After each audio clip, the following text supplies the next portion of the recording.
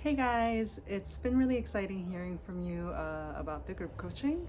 I've compiled some questions people have asked and I'm going to answer them in no particular order. So, one was what if I'm shy? What if, what would group coaching look like? So, yeah, I think if you prefer being a wallflower and listening to others, that's completely fine. You can learn a lot by watching other people, especially since neurodivergent people tend to struggle with similar themes. I would still suggest you volunteer to be coached since that's the only way you get to really experience it for yourself. And definitely, my hope is that after a couple sessions, you would warm up and feel comfortable in the group setting.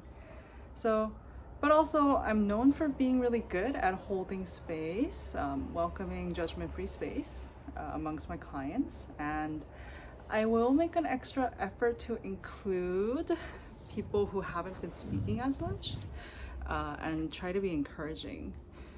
But also, I will never force you to talk because this isn't school. So ultimately, it's up to you with my and everyone else's support in the group. Another question I had was are there people who coaching hasn't really been effective for? And the answer is yes. I have had a handful of clients that haven't made significant progress with me. It wasn't like satisfactory for either me or the client. So I've worked with over 50 clients by now, and I would say maybe this applied to like 5 or 6 clients. So yeah, there are some common threads between these clients, and I think the most common was that they came to coaching because someone else told them to. So a partner or their parents told them you should go get coaching.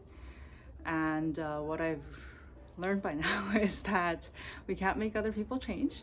So we need to want to change ourselves and put in the work to make that happen. And everyone that signed up, literally everyone that signed up because their parents or their partners wanted them to, didn't, yeah, they ended up quitting after like 3 or 5 sessions. This hasn't applied to corporate clients that have come because they were struggling with performance and their supervisor proposed that they get coaching.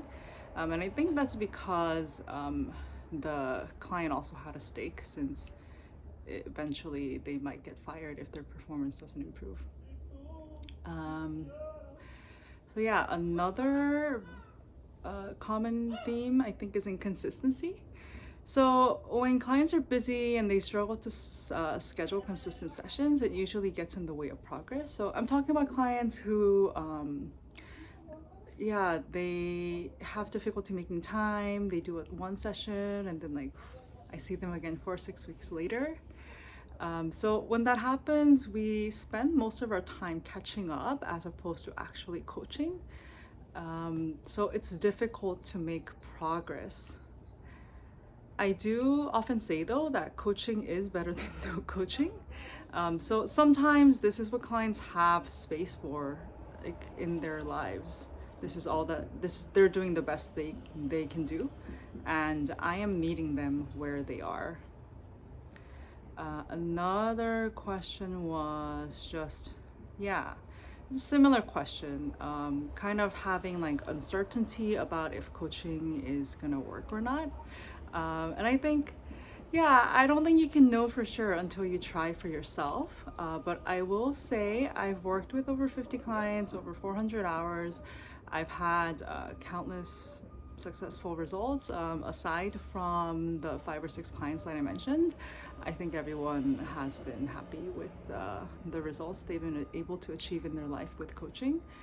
Yeah, notably earlier this week. So yeah, I had taken on a client who was struggling with performance at work, and her company suggested that she get coaching. She was a operations director at a program director at a religious educational institute, and Yeah, so we worked together for 5 sessions, and I was also a little bit apprehensive since 5 sessions is a really limited amount of time, and yeah, it really depends on the client if like how much progress someone makes in 5 sessions, because some clients are slower to start off.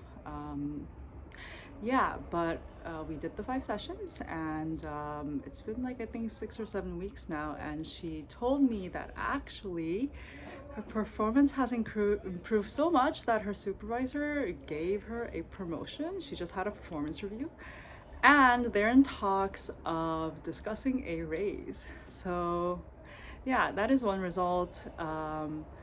Yeah, I think mostly what people work on during coaching is getting things done. Uh, Everyone has slightly different goals, whether it be getting promoted at work, or being able to finish work on time instead of working overtime late till night, or being able to get like a creative project done. We work on, yeah, identifying why that person is stuck and building tools, as well as identifying like the blocks, like mental, emotional blocks that get in the way. I think honestly, this is the more important part than the tools. Without addressing that, the tools don't stick, because like willpower is not finite, motivation is not finite and sustainable, it's not everlasting. So yeah, we often, before we've learned how to work with the mental blocks and emotional blocks that get in the way of procrastination, it's difficult to make the strategy stick. Because when we're procrastinating, it's not because we don't know how to do the thing or we don't actually have the 15 minutes or 1 hour to do the thing.